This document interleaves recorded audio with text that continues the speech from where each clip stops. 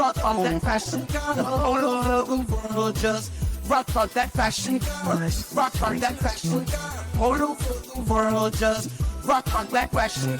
All over the world, and it's rock on that fashion.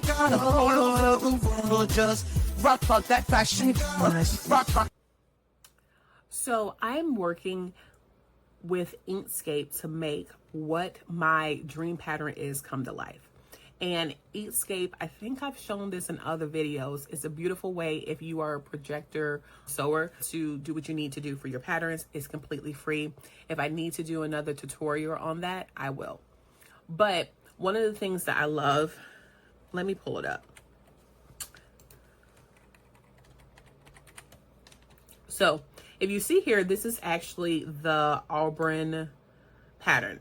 I traced all of the pattern pieces that I needed. I had to blend 3 different sizes. So for my bust size, I use a size 30. For my hip size, no, for my bust size, I use a size 30. For my waist size, I use a size 32. And for my hips, I use a size 24. I had to blend all of these together to get the actual pattern that I needed. In a perfect world, I would have used my projector to create a mock-up of this jacket to make sure the fit was right. But I really wanted to get to making the blazer that I know I wanted. So what I did is I changed the armhole. So if you look here, this seam, this princess seam is actually a armhole princess seam, okay?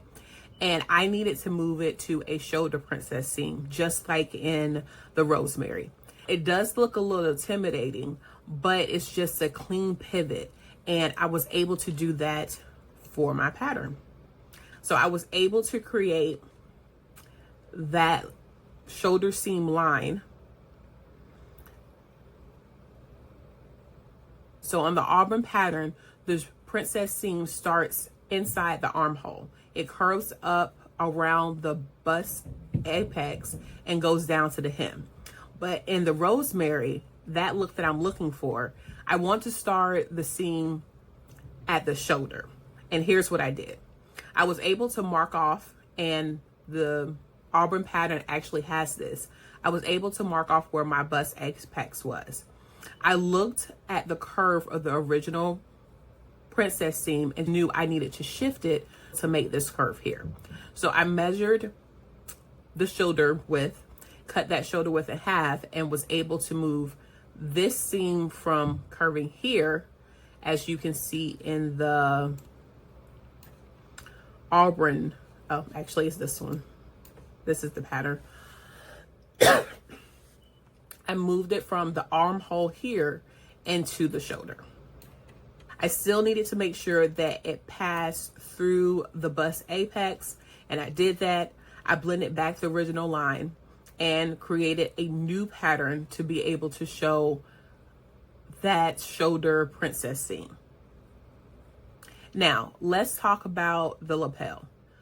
So the Auburn blazer has a classic lapel. It's nice, but the Rosemary is different. It's a little bigger, it's more dramatic, and it seems a little more modern to me. So I kept the neckline of the Auburn blazer, but replaced the entire lapel and collar system with the Rosemary perspectives. If you can see here, now my pattern went from, let me back up so you guys can see the difference. This is my front piece facing, and this is my front, I believe. It's upside down, so I'm gonna have to zoom in. Yes, so this is the center front.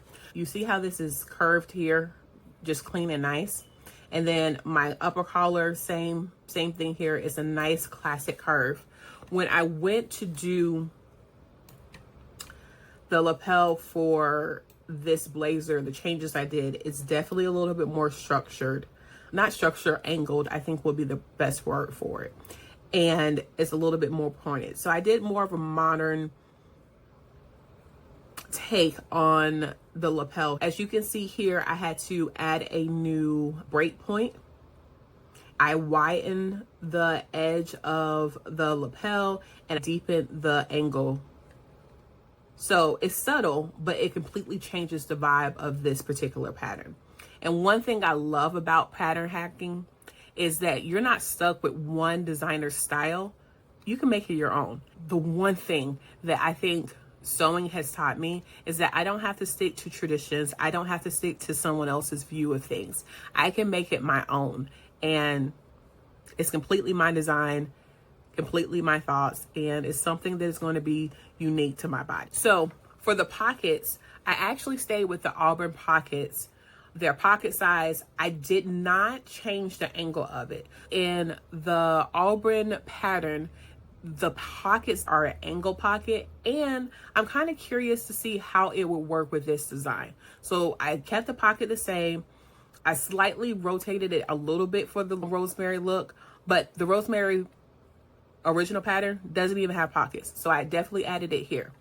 Now, something that I love about this Auburn pattern, for this particular pattern, it actually has two sets of sleeves. So the first sleeve is going to be your bicep, and the other one is a standard. It gives you that option to make sure that you're able to lift your arms to fully rotate and that you're not hindered by anything because of the sleeves and how it's designed.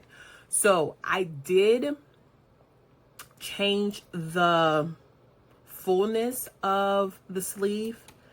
Did I go too far over? No.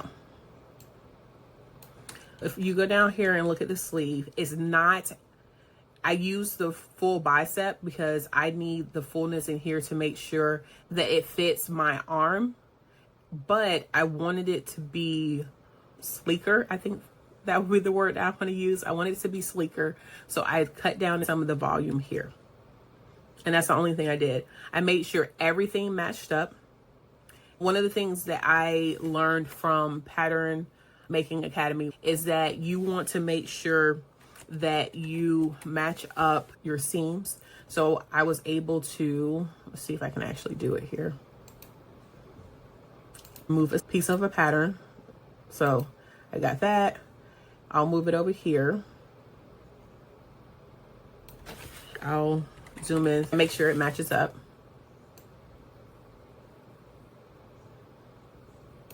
It's called truing your seams. So right there, I'm gonna click so I can move this X here because it will allow me to move my pattern piece around. I zoom out a little bit because I need it in my screen.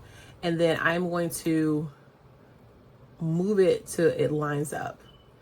And when it stopped lining up, then I move that piece down to see where it stops lining up, right about here. Zoom in to make sure I'm on the right spot, and I'm not. So I'm gonna move this up a little bit. Zoom back out. Now, is this the correct way to true up my seams using Inkscape? I don't know, but this is the method I've used for a while now, and it does work for me. So I make sure all of it lines up, and then I move this plus as needed. And it's a little off. I'll go in and clean that up to make sure everything matches. So that's about it. So if you're thinking of doing this hack too, here's a few things you want to watch out for. Keep the Auburn armhole. One of the things that I've learned is when you're working with plus size patterns versus a standard pattern, the way it's constructed, the way it's even thought of is quite different. And there are a lot of times when I use a pattern that is designed for plus size, I don't have to make a lot of changes to it. And I'm not even talking about, unfortunately, a pattern from the Big Five, right? Even the patterns from the Big Five, although they try to keep plus size in mind, a lot of those are not truly plus size patterns. They're just bigger. With companies like Cashmere, they keep in mind what our bodies are like. So you want to keep that armhole because the rosemary armhole is too shallow. You want to make sure that your princess seams match, right? You want to make sure that the princess seams match and the length matches up together.